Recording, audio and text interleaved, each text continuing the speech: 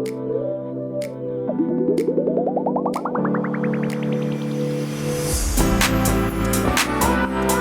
there, and welcome to Supervision Simplified. I am Dr. Amy Parks, and I am so excited to have my good friend and former supervisee, Torre Boyd, here today with me. And I'm not actually sure, to tell you the truth, what state you're coming from, because I know you gallivant throughout the United States from a variety of different places. But of course, I knew you in Virginia, and I know you're still licensed there, but welcome. I'm so excited to have you. And we're going to be talking about your glow up to supervisor from when you were a baby therapist and supervisee. And I'm so happy to have you. Yes, thank you. I'm coming from Texas today. Got it. Okay, well, so I'm actually not in Virginia today. I'm in Delaware, and it is 22 degrees. So I officially hate you because it's probably like 80. No, it is. We have a cold front. It is like 32 degrees. Okay, well like then there you go. Yeah. Okay, then it's not so bad. I don't feel so bad. Well, I'm so glad to have you today. It's really fun for me to have the opportunity to see people going from, when they started as therapists, when they started in supervision, and you started in my group in supervision. So that was really cool. That was pre-pandemic. So that was like a whole vibe. That was when we didn't even occur to us to do virtual, but started in group supervision. And it's so exciting for me to be talking to people who are now doing supervision. And so a part of me really wants to know like the good, the bad, and the ugly and what you took away from that. But maybe don't tell me that. I don't know. I might want to know. I might not want to know. But share with our audience a little bit about your experience, your sort of career trajectory, because I don't think it is necessarily typical. And maybe a little bit, so maybe about your career trajectory, and then maybe layer on that a little bit about your supervisory journey as well. Can you do that for us? Okay. Yeah. All right. So I started my career in the United States Army. So that was my initial, honestly, introduction into mental health. But I have a family background of people that worked in the mental health and social services. So I've always seen how the community level of it works. So from there, I was like, okay, I am interested in psychology, but it's between psychology and law. And of course, I went with psychology for now. It's not too late for law. Okay. But I started working in inpatient and outpatient in the community. So that was where I really first got my first taste of mental health, and I also love Criminal Minds. So who doesn't like a good whodunit? Yeah, exactly. Yeah. But it's the way that the mind works. Right. So I was very interested in how the mind works and the science behind it and our behaviors.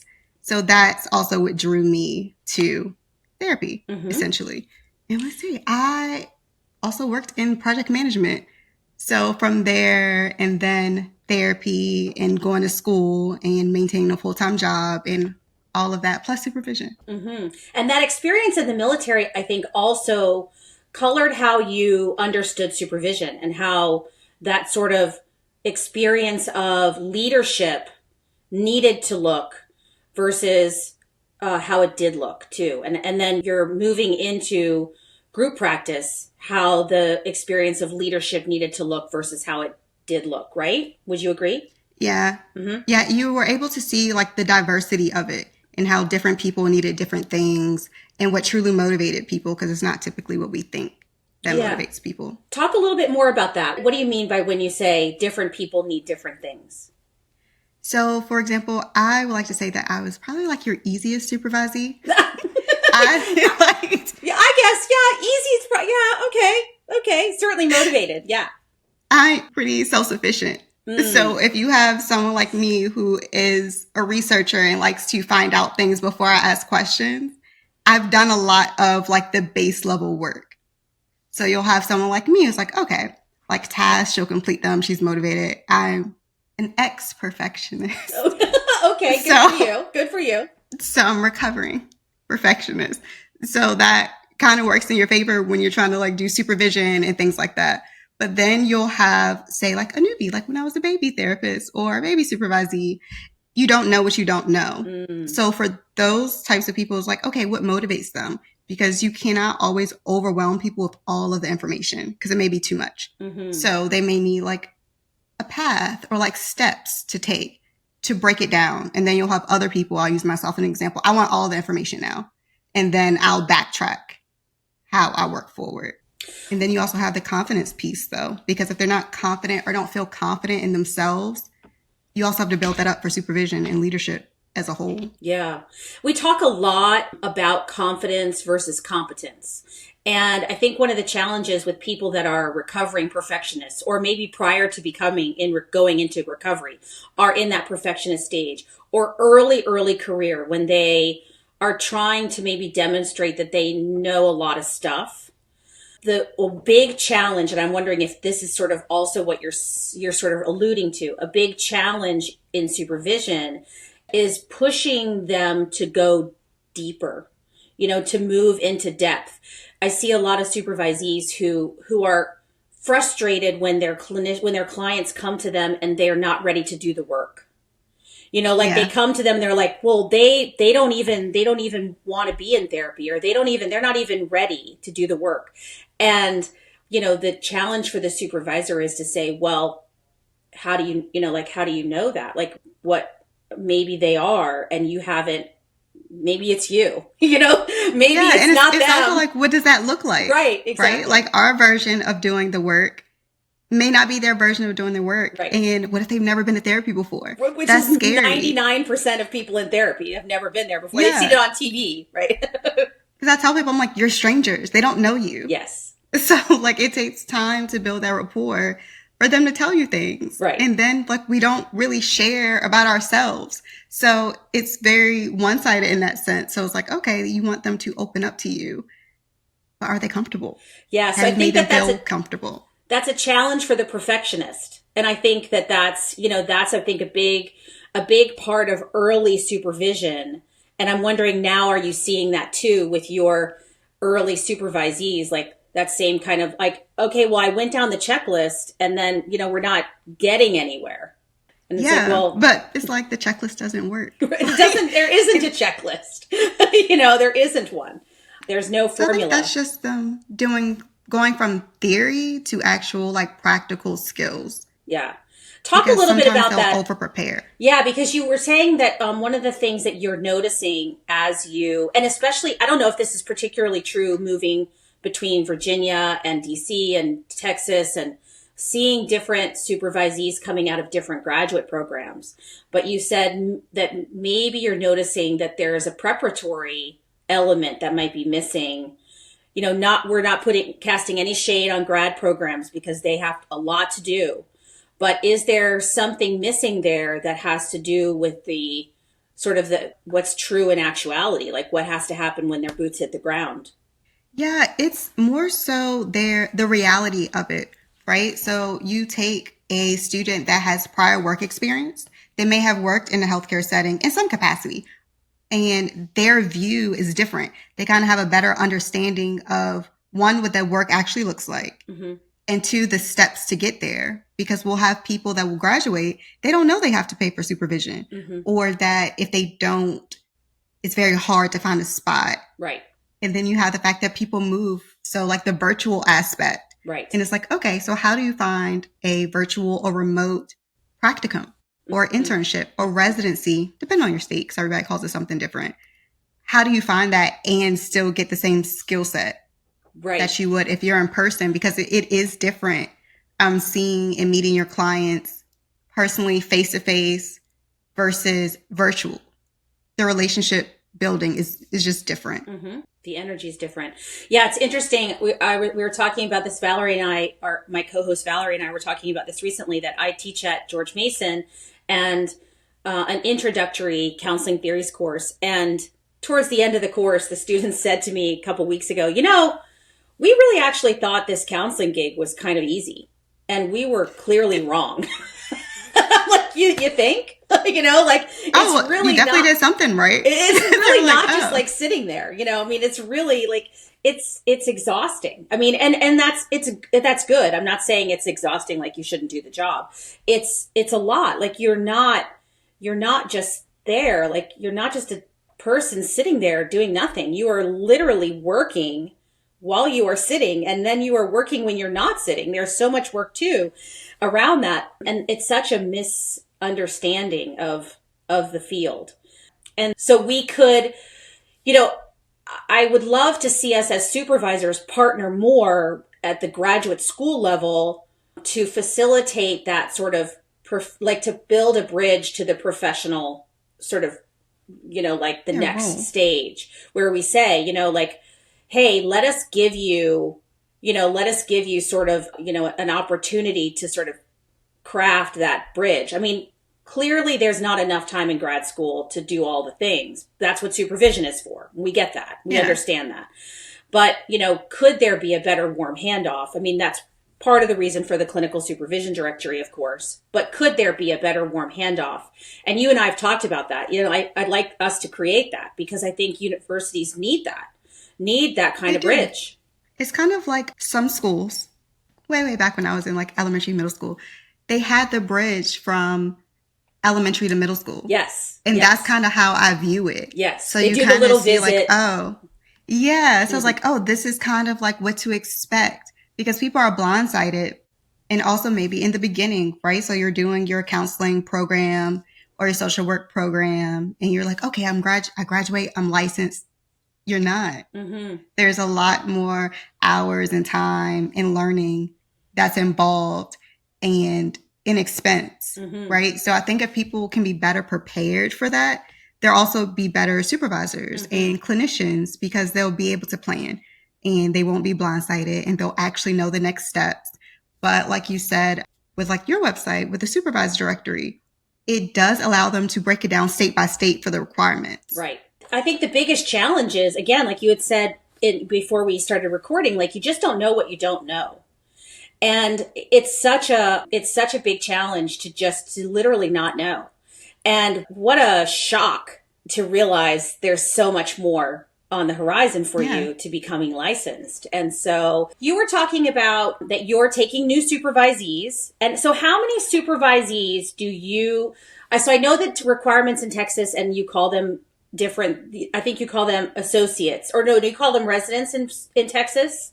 You call them residents in Virginia. You call them they're associates in Texas. I believe in Texas. Yes, exactly. Yeah, but I'm only taking supervisees in DC and Virginia. DC and Virginia. Okay. Awesome. So residents in DC and Virginia. And so you have openings for them now. Do you see them individually? Do you see them in dyads, groups? What's your arrangement right now? So right now it's individuals in dyad. Okay. If enough people want to do a group, I'll do a group.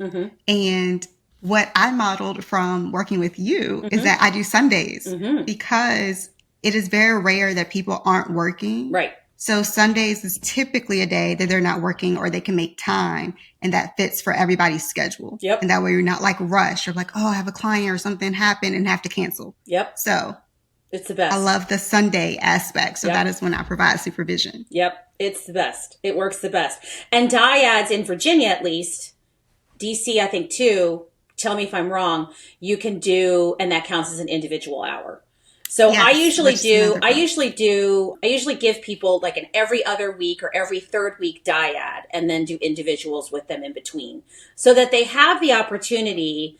I think it's a good strategy to give people the opportunity to hear from another colleague regularly, but not every single week, because I think it's very valuable to be getting clinical consultation time with other colleagues. And I also think it's incredibly valuable to continue to get clinical consultation time even after you're licensed, which I think my number one thing I'm beating the drum about is the thing we miss. The thing we are missing in our field is ongoing clinical consultation time forever. Well, yeah. Because we're siloed. Well, at least depending on the work that you're doing. Like I'm private practice and it's me. Right. So I'm not connecting. I'm not walking down the hall to a colleague. The colleague would be me. I know. Exactly. I have a similar situation and I think I have this client and I'm like, I'm not very confused about this client, but I'm like, gosh, I really want to talk through this client with someone. And, when, who, what, and so one of the solutions to that is the clinical supervision directory, again, is this monthly consultation group to be able to just say, hey, let's talk about this. You can go off in breakout rooms and talk about different people. And it's just because we have to have that. We have to have that opportunity, because again, this silo, I'm over it. No silos. I am like anti And that. it gives you a different perspective. You have right? to. So you get like the different like cultural aspect, Absolutely. the different like backgrounds. And that helps. Yeah. It helps you. It helps your clients. Absolutely. It gives you a different way of thinking. Yeah. And I like that. Like that was a good part of supervision, at least group supervision, because you also got to see and get to see like different populations. Like I no longer see kids. So hearing the things that are ongoing with like child clients and stuff like that, like that's interesting to me. And it's like, oh, okay, like, well, have you thought about this from a different perspective? Right. Because then you can think about it in a whole different kind of, like with different eyes, like different glasses on, a different perspective. Exactly. Now, one of your specialties is high achieving professionals. And so because that is your specialty, how do you bring your clinical specialty into your supervisory work? So with that, I talked about being a recovering perfectionist. So I get a lot of high achievers, and people don't know this, but a lot of therapists are type A. Oh, Like just kind of naturally, like they kind of flock to the field. So with that, I am able to use my clinical skills in the same way, but it's really letting them know that I tell clients this too, like if it's rigid, it's not right, because we can't be rigid in our thinking. We can't be rigid in like our presentation of things. So just helping them kind of build their own like therapeutic alliance and what that looks like. Because no one really shows you different therapist styles, even when we're like role playing, which by the way, I do not like in supervision or in school. Okay. You don't really get a feel for like who you are, because we don't really tell them like, hey, like you can be yourself. Not your whole self, because they're not your friends, but you can bring elements of your personality into your work, because that's how you're going to build your therapeutic alliance with them. Okay, right. And so, one of the things I know that those high achieving people often come into their work with, but hide, is that imposter syndrome. yes. And so how does that show up in the supervision session?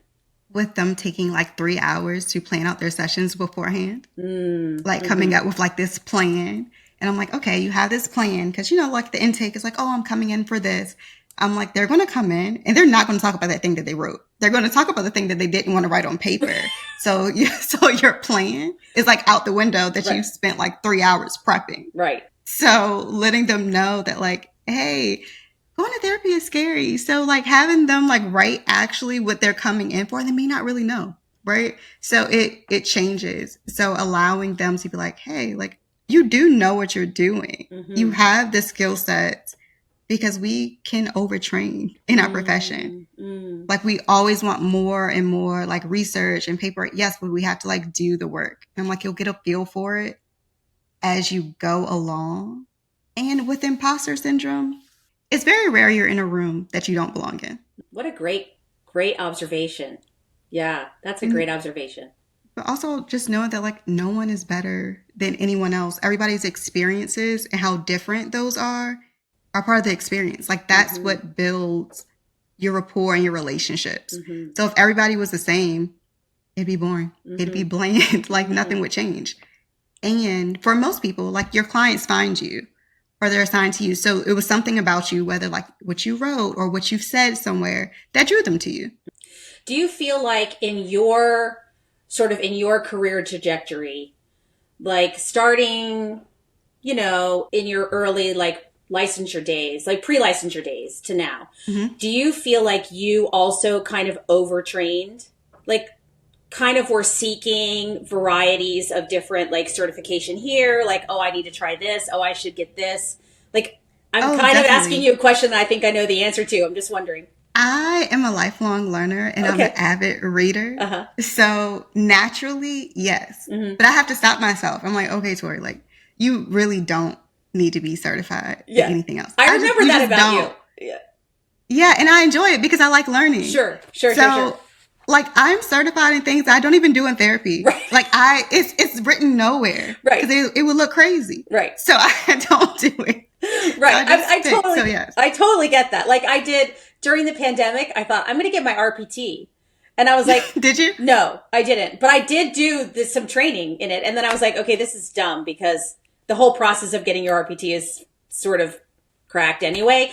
But I did enjoy the training parts of some of it. I didn't do the whole thing. But I was like, okay, why am I doing this? Because I can work with children. I can use play-based therapy, and no one actually knows what a registered play therapist credential is. Although people that are registered play therapists are phenomenal, and I'm so excited for them. It just didn't make sense at a career path of, 25 years at that point. It just didn't make sense. But in a week and a half, I'm getting EMDR certified. Really? Like, why? Except for the fact that I never have been. And one of my good friends has created her own curriculum called Brain-Based EMDR, and I am all about it. And I think it's just beyond, and I want to do it. And so I'm like, okay, I'll be there. Listen, I will say EMDR training is good. I am EMDR. Yeah, well, I know it's the bomb, and I'm slightly skeptical enough that I'm a super brain like nerd, so I'm skeptical enough that I'm like in it to win it. Yeah, you're curious. Yeah. So you can do that, and I want future people to know that it gets expensive. So really think about like, okay, am I actually going to use this? Like, is this really something I want to put into practice? Or is this something I can buy a book and just read it in my own time and not be certified? Right. Maybe at a later date. Right. The certification process is the part that becomes expensive. Is important to have the knowledge? Absolutely. Should you be continuing to read? Should you be continuing to take trainings? Should you be continuing to put yourself in the rooms with the people that know the things? Yes, and yes. Do you have to do the certifications for everything? No, because I'm like, what is your ROI for this? Like, what is your plan? Yeah. So I do go over that with supervisees, because sometimes in therapy we have like these new flashy things. And it's like, okay, yes. And then I'm like, okay, does your ideal client actually know what these things mean? Right. Good question. Yes. And typically the layman person just does not, because they don't need to. Right. It's just something we've kind of like made up. Right. So I like the people that have like 75 letters after their name. I'm like, who? I don't even know. I have to look up most of those. Like, I don't even know what those are and why are they important? Like, I just do not get it.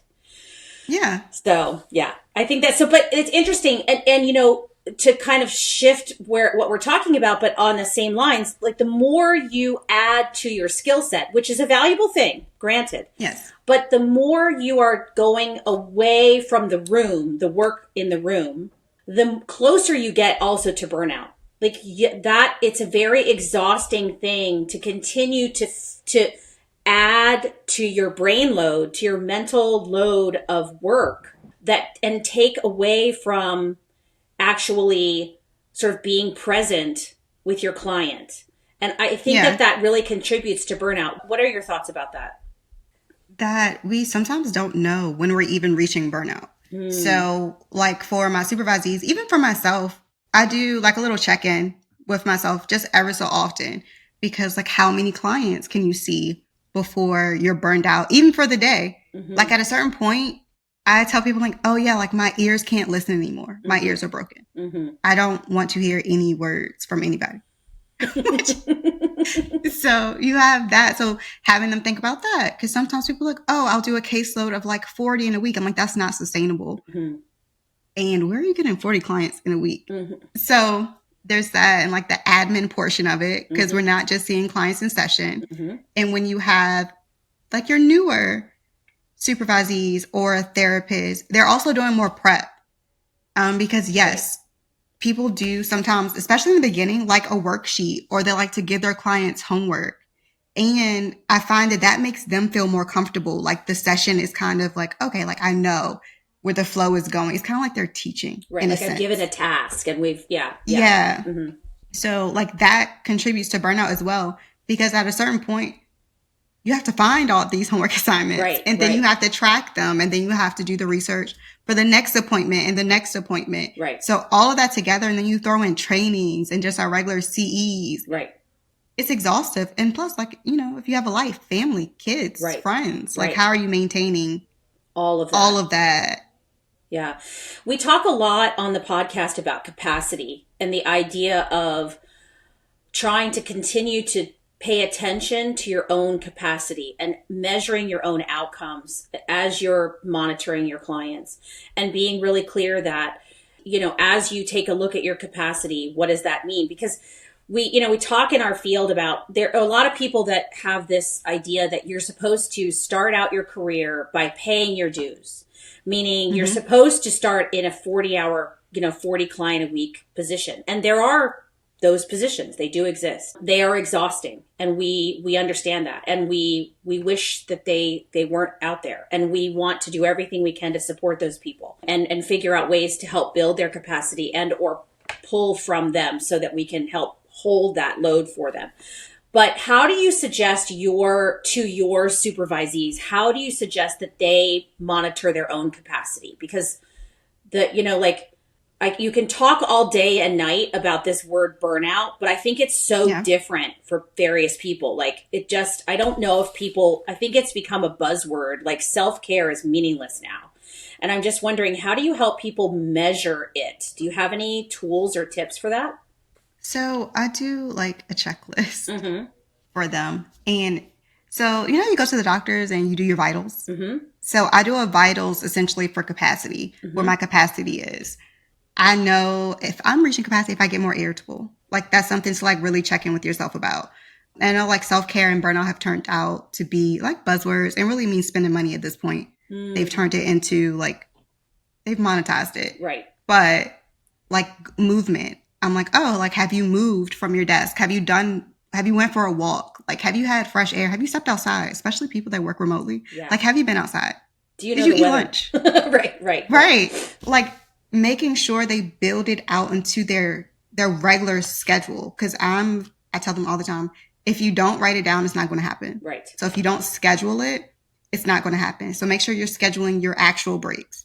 Making sure, if you're in charge of your calendar for clients, making sure that everything is not just back to back to back. Because when are you eating? When are you going to the bathroom? Right. When are you decompressing? Right. And what is it's a ritual, or what is your practice after sessions to kind of cleanse the energy from that? Because we do tend to take on our clients, some of the things are emotionally heavy. So are you scheduling emotionally heavy schedule sessions back to back? Or are you kind of mixing it up? I like to mix my schedule up. Because after a while, you know your clients. Yeah, that's interesting. I am not as intentional with that. Although I think over the years, I've been able to build a capacity for managing heavy back to back. But I do pay attention to the days when I do have heavy back to back.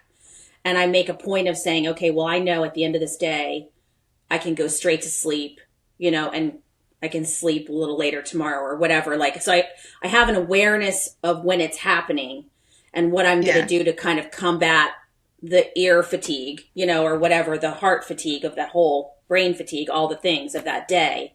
But I like that strategic, especially for early career clinicians that can think that way. I think that that's really good. I like the checklist idea too, thinking about I intentionally say, I want to see your schedule. Let me see your schedule. And then I say, you need a break here, put that on the calendar. You need a break here, put that on the calendar.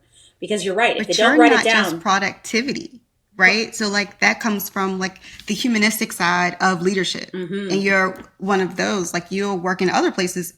They don't look at the schedule we need to fill the slot. You have an open slot. So you have that. And I find that a lot of residents run into that, when they're working places, because they don't have the capacity to speak up. They don't feel safe enough to be hey, I need this break. And they don't know that they need it. Right. Because other jobs, you're working straight, your 8 hours. Right. Or they think they have to make up not make up, but they have to have a reason, I'm sick or I have this disability or whatever, that I have to have a break. I want people to feel safe to say, when would it make sense for me to schedule a break in here so that I can, have a 30-minute break? So one of the things we as supervisors need to make sure we're doing is modeling that on our own calendars. So one of the first things that you can do in your introductory first 10 sessions with your supervisee, or 5, is say, here's what my calendar looks like, and show your breaks are in pink or whatever, green or whatever they are, so that they say, oh, you have breaks in your schedule? Yeah. And during those breaks, I make sure to eat. I make sure to go outside and check see what the weather looks like. I make sure to pee, wash my hands, do these various sundry things. I call my son, or like whatever the things are that you do during that time. That, and also I'll tell them that every quarter I take a break. Like, so quarterly, I am not seeing clients. I'm not doing any trainings. I'm not doing anything. And I make that a quarterly effort. Yep. And I book those at the beginning of the year. Like January, the first week of January, I book those times out at the very beginning of the year. Those are on the calendar, unmovable. So yeah, see, so like seeing that. And then I tend to get supervisees because of my background. Like, I worked full time and saw clients like in the evening and things like that. So I get those kind of like doubly loaded supervisees that want to start their own practice and stuff like that. So I mesh very well with them because I'm like, oh, like this is how you can break this down without burning out. Right. And still meeting your hours. Right. And doing everything else that you need, because it can be done, especially just depending on like where they live or the work that they're doing, because a lot of people, counseling and therapy is their second career. Right. And so do you have any specific tips or tricks for the people that are trying to do, this as a second career, or any special tricks you're seeing that help them? Really, I let them know that their schedules change, right? So typically people that are doing that, they'll see clients on the weekends. And I was like, oh, like that is also good marketing for them, because it's hard for people to get off the same time during the week, during the day, depending on the population. So like you've also created like this specialty. Like my specialty is I see clients, well, one, high performers, anxiety and burnout, but in the afternoons and evenings, because I know that they can't get off work just with the type of work that they do. Right. Or they don't want their supervisor to be like, oh, why do you need to be off the same time once a week? So, yeah. I think the weekend, making yourself available on the weekend is amazing because, also for parents or, people that have kids, they don't have to get childcare. That's a really great advantage too. So, being able to coach people through how to make it sustainable as well, I think is a really great advantage to be able to, having come from doing it at, coming into this career as a dual sort of career person gives you a really unique perspective versus, coming straight from grad school. So I think that really helps out a lot of your supervisees. Tori, tell us what you're doing in addition to all of this, all of your supervisory work, your private practice. What are all the other 900 things you're doing? Okay, so I also am now doing trainings. So my biggest thing is grief, and not just from bereavement, and how that looks across the workplace. So in December, I did a training for what was the Northern LPC. They changed their name now. Yes. So they're now just more central to Virginia. Got it. Just on how like leadership in counseling and therapy offices, how we can better support our teams for different types of loss and grief that's outside of bereavement. Got it. And so this is NVLPC changed their name because they are now the state organization for the National Mental Health Counseling Association.